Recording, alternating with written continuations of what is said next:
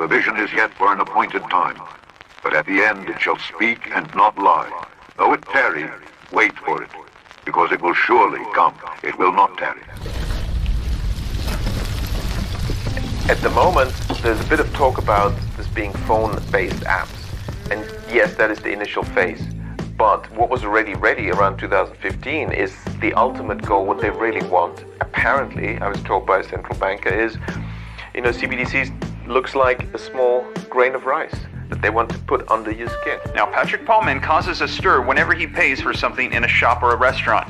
This is because the 37-year-old doesn't need to use a bank card or his mobile phone to pay. Instead, he simply places his left hand near the contactless card reader and the payment goes through. The reactions I get from cashiers are priceless, says Mr. Paulman, a security guard from the Netherlands. He is able to pay using his hand because back in 2019, he had a contactless payment microchip injected under his skin. It's in my hand, and it's in the little corner between your forefinger and the thumb. It's on my left hand. In that little soft bit there. So as I'm sitting here and I'm running my finger over my hand, you can't see it.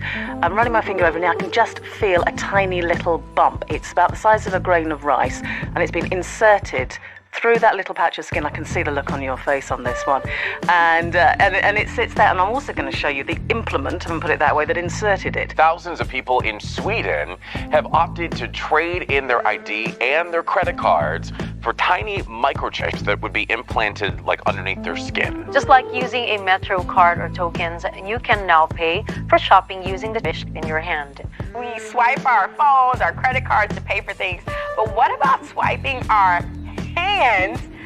How do you feel about getting a microchip implanted into your hand? It's about the size of a piece of rice or a grain of rice. They cost about $300 a piece. The technology is actually in Europe right now.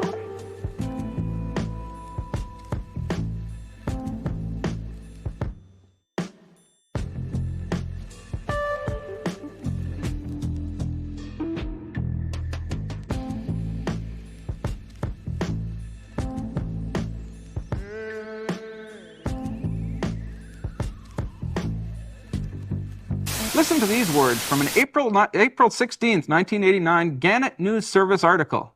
Here's a simple trick. Wave your hand over a computer code scanner at the grocery store checkout counter and your bill is deducted from your checking account. The technology to accomplish this feat is already here, said Tim Willard, Executive Officer of the World Future Society, a Washington organization that claims 27,000 members worldwide. But Willard continues the will may not be. Just suggest something like an implant in humans and the social outcry is tremendous. There is definitely an aversion to something being implanted. It's the Big Brother is watching concept. People would be afraid that all their thoughts and movements were being monitored.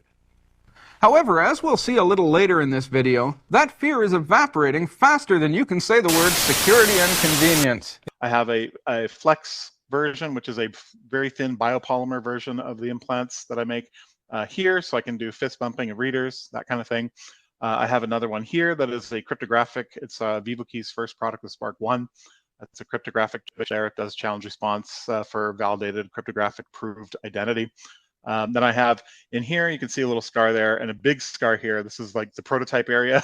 So right now I have a VivoKey Apex, which is a smart card platform capable of doing, EMV tap and pay like Apple Pay payments, capable of doing Bitcoin wallet transactions, capable of running, arbitrary code. So I can write a program in Java card and upload it to the chip. It'll run there. So any number of things. What comes next in the near future for yourself, for implants, for VivoKey, and for dangerous things? What should we be looking for in terms of headlines for you guys in the next few months?